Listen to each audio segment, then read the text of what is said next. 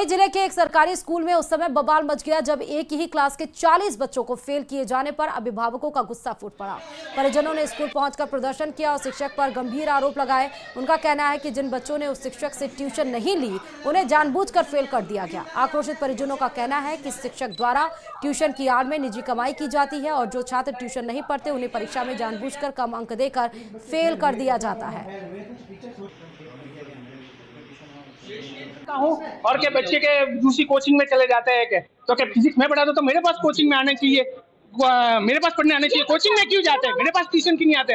इसकी इसने खुन्नस निकाली है और बच्चों के भविष्य के साथ उसने अगली बार भी बच्चों को फेल किया, इस साल भी फेल किया। सप्लीमेंट्री थी बच्चों को, सप्लीमेंट्री में इसने फेल किया।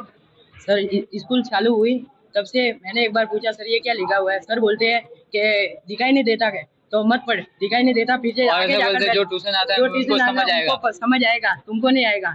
उधर क्या मैं झक मारने आता वो और कोई का कोई बोलते हैं और फिर एक और ऐसे बोलते हैं कि और शुक्र मानो कि हम पढ़ा रहे हैं, एहसान कर रहे हो। और एग्जाम लेते हैं भाई का तो मुझे पूछता है कि तुम्हारे पिताजी क्या करते हैं, तो पिताजी से क्या करना है इनके पास, तो हमें करना। मैंने लिखा है हमने फर्स्ट सेकंड थर्ड किसके भी 30 से ऊपर नहीं गए, वो जो ट्यूशन गए उनके गए होंगे तो पता नहीं है।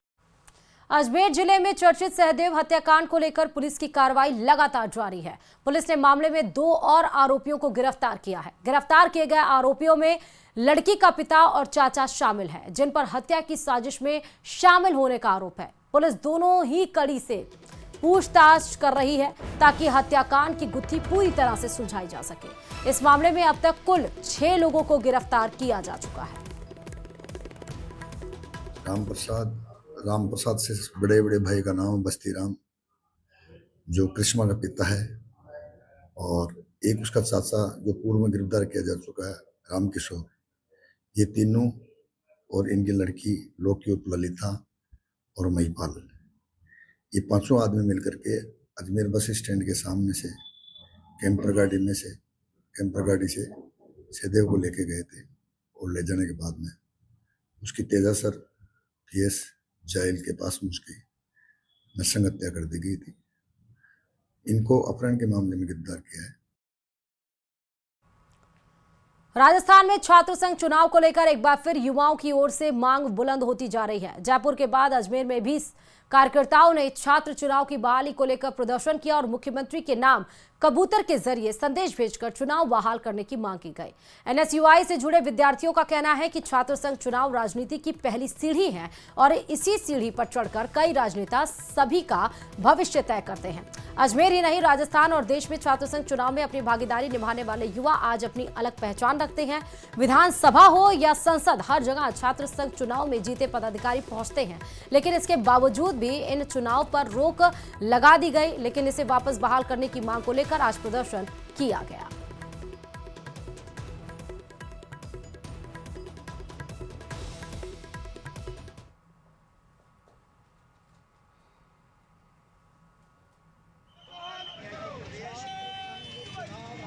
आज राजकीय महाविद्यालय अजमेर में NSUI ने बहरी सरकार, पर्ची सरकार, भजनलाल सरकार के खिलाफ प्रदर्शन किया। प्रदर्शन में हमने कबूतर की छट्टी बांधकर कबूतर को उड़ाया ताकि ये संदेश पूरे राजस्थान में जाए कि ये बहरी सरकार, गूंगी सरकार छात्रों की बातें नहीं सुन रही है। हमें राजा महाराजा जैसे पुराना अपना संदेश पहुंचाते थे, वैसे आज हमें ये कदम उठाना पड़ा। आगे भी हम उग्र आंदोलन करेंगे।